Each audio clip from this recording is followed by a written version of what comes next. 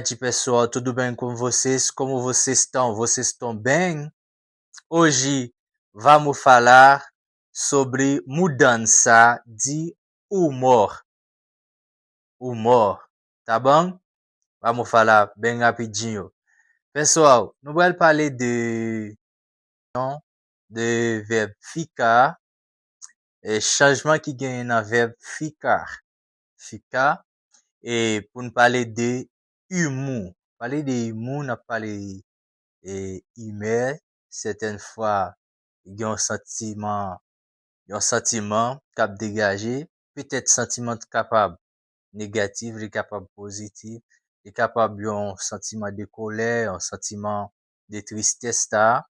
Eh bien, n'a pas utilisé le verbe ficar, pour ne capable faire quelques petites phrases bien rapides.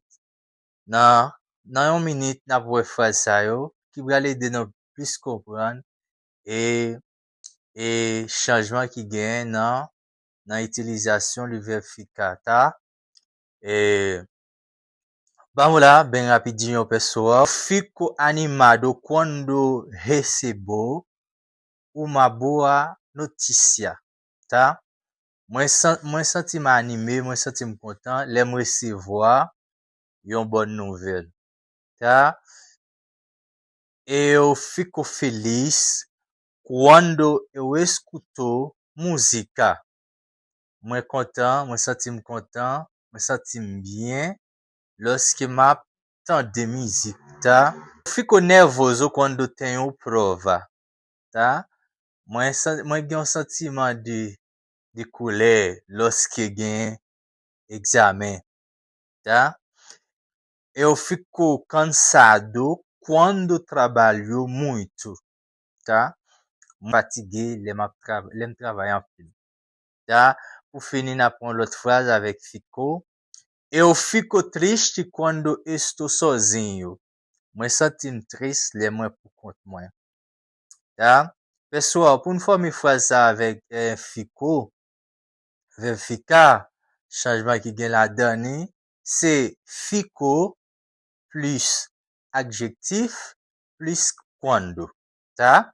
Eh bien, c'est fico mais adjectivo plus, regardez pour nous voir, estou avec qui parlait estou dérivé du verbe estar que nous capable de faire une phrase avec lui.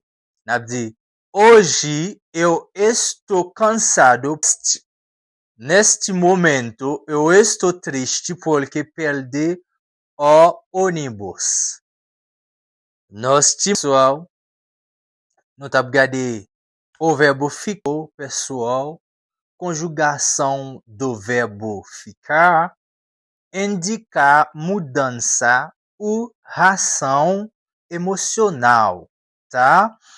O que é diferente do verbo estou, conjugação estar, conjugar que indica estado atual. Mes chers amis, verbe ficar li indique un changement réaction émotionnelle, tá? Qui différent avec le verbe estar qui indique un état actuel, tá? Dans ce sens, bien spécifiquement, dans le contexte, n'a parlé de fico et esto.